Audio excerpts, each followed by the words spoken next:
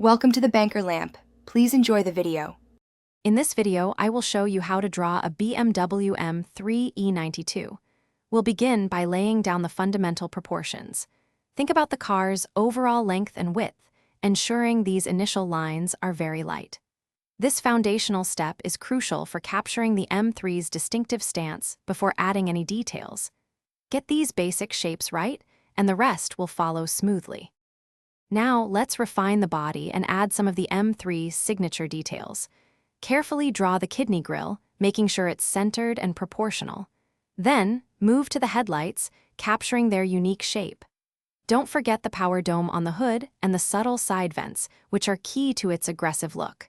Pay attention to the crisp lines of the doors and windows.